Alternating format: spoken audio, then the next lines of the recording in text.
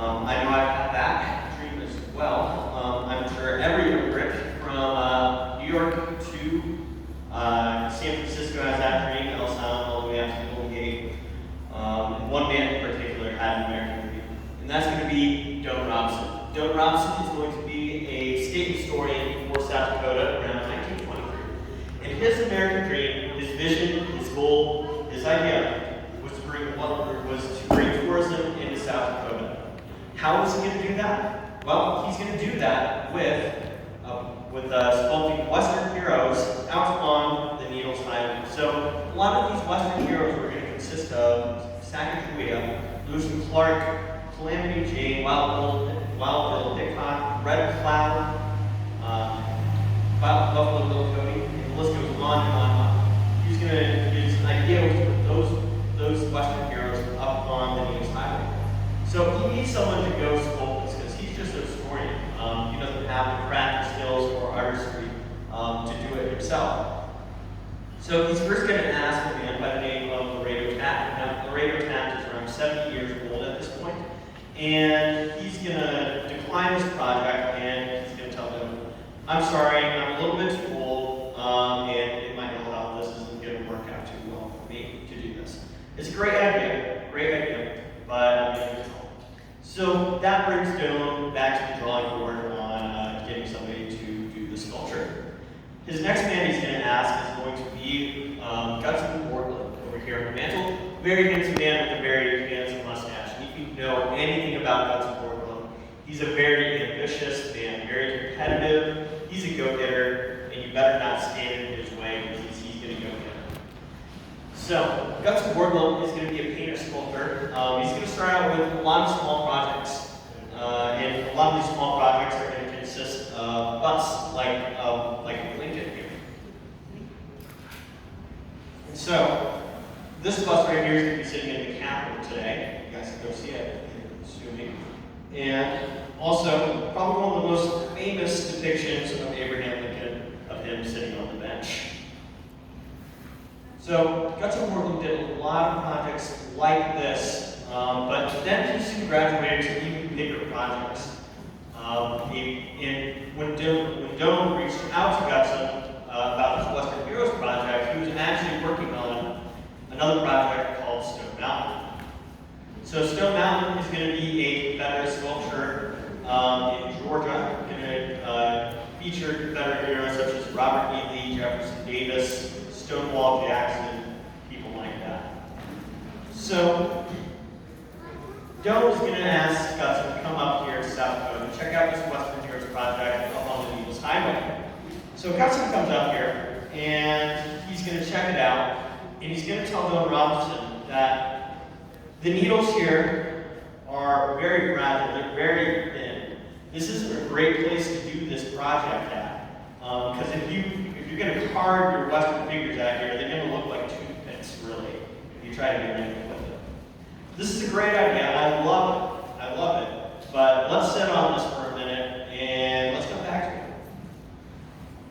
So, Gutzon Borglund is going to go back down to Stone Mountain and he's going to continue his work on that project. Now, Gutzon Borglund was hired by the Daughters of the Confederacy to work on this project. He was employed by them to do it. They weren't very happy that Gutzon was going around and looking at other projects when he should be working on Stone Mountain. So they ended up firing Gutzon Borglund from that project.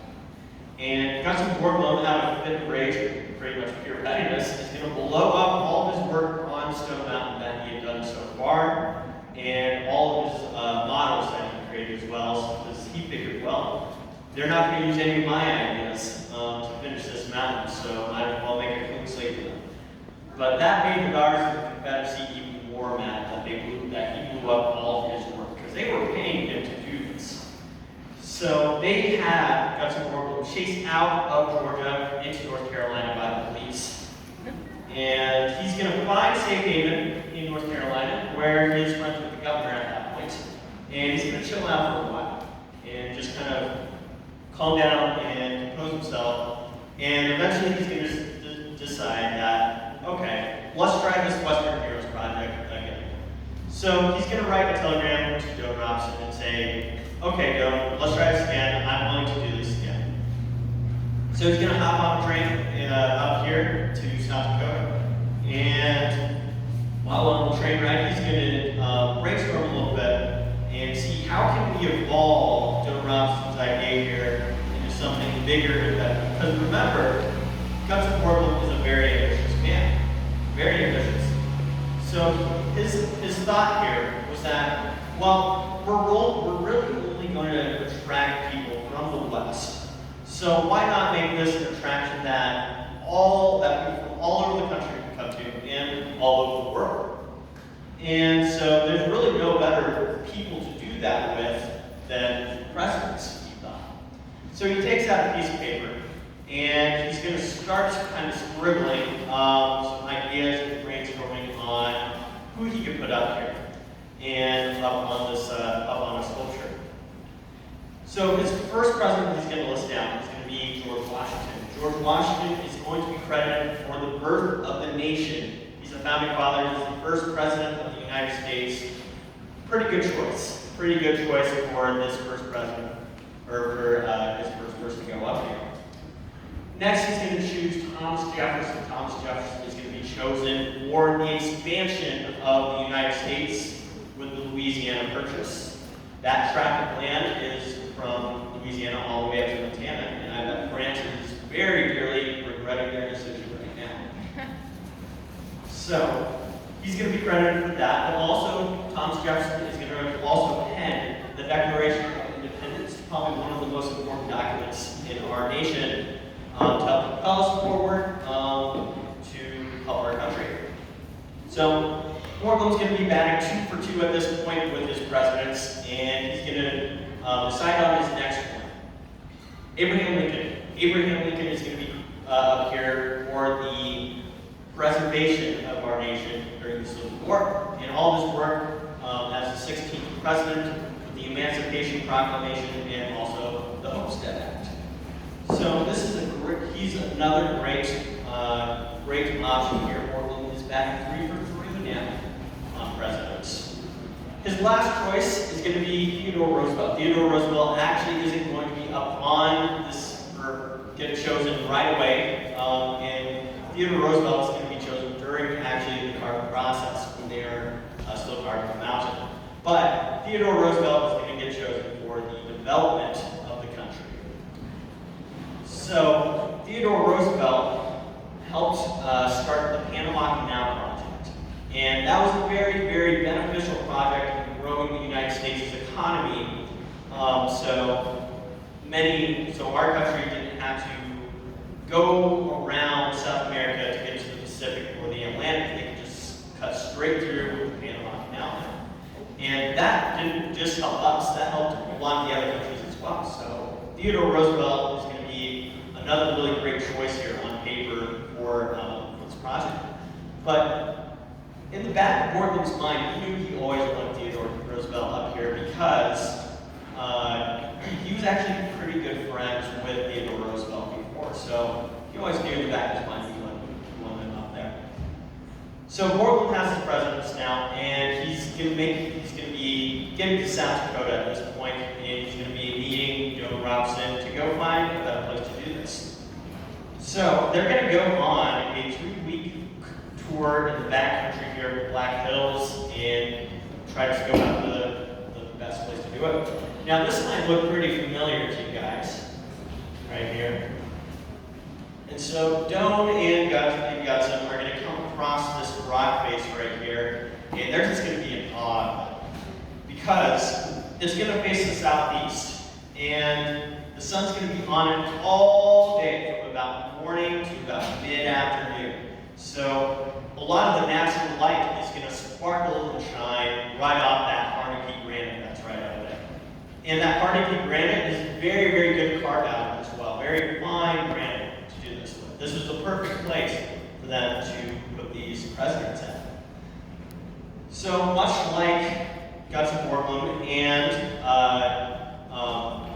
Joe Robson, we're going to have another man by the name of Charles E. Rushmore. So where am I going with this? This is why Mount Rushmore is called Mount Rushmore. So Mount Rushmore is going to be named after Charles E. Rushmore right over here. Another very Charles E. Rushmore is going to be a New York lawyer, attorney, and he's going to be out here in South Dakota in the Black Hills and copper mining claims.